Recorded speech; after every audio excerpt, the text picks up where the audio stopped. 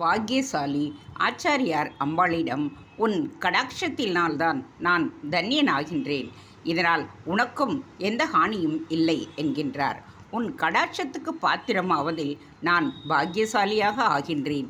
அதனால் ரொம்பவும் தள்ளுபடியான என்னுடைய மீதும் கடைக்கண்ணை செலுத்த வேண்டும். கருணா கடாட்சம் பட்ட மாத்திரத்திலேயே பாரம் பாவம் எல்லாம் பறந்து போகின்றது. ஜன்மம் சாபல்யமாகின்றது. ஆனந்த சமுத்திரமே கிடைக்கின்றது. உனக்கு ஹானியும் இல்லை, நஷ்டமில்லை. எனக்கும் பரஸ்பரம் சித்தியாகின்றது.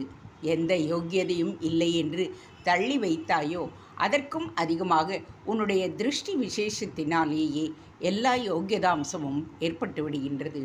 ஒன்றும் இல்லாத தீனனாக தரித்திரனாக இருந்தவன் எல்லாவற்றையும் பார்வையாலேயே பெற்றவனாகின்றேன். நாம் எல்லோரும் அந்த தரத்தை பெறுவதற்காகத்தான் ஆச்சாரியார் இந்த ஸ்லோகத்தையே அனுகிரகித்திருக்கின்றார். நம்மை நாமே பலவிதமாக அலங்காரம் பண்ணிக்கொண்டு சந்தோஷப்படுகின்றோம். படிப்பு, பணம், பதவி, புகழ் என்று நாம் தேடிப்போவதெல்லாம் அலங்காரங்கள்தான்.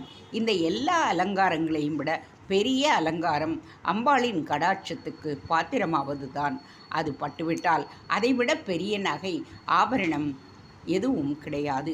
மற்றவை எல்லாம் அலங்காரமே இல்லை என்கின்ற ஞானத்தை தரும் அலங்காரம் இதுதான்.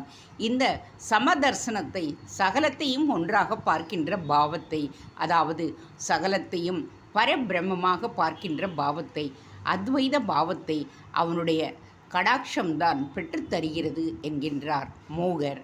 வனம் என்னும் காட்டையும் பவனம் என்னும் மாளிகையும் அம்பாள் கடாட்சம் பெற்ற ஒருவன் சுலபமாக கருதுவான், சமமாக கருதுவான்.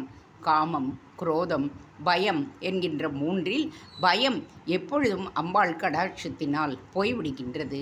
கடாட்சம் பெற்றவனுக்கு காடும் வீடாகின்றது. பின் சத்ருவும் மித்ரனும் சமமாகி விடுகின்றார்கள். அதாவது சத்ரு என்பவனிடம் உள்ள குரோதம் போய்விடுகின்றது. மூன்றாவதாக அவனுக்கு ஓட்டாம் சொல்லியும் யுவதியுன் உதடும் சமமாக ஆகிவிடது என்று சொல்லி காமம் போய்விடுவதையும் ஆச்சாரியார் தெரிவிக்கின்றார். கடாட்ச ஸ்நானம் இந்த மூன்று அழுக்கையும் அலம்பி அத்வைத சமத்துவத்தை கொடுத்து விடுகின்றது என்கின்றார். தேங்க்ஸ் ஃபார் வாட்சிங். Please subscribe.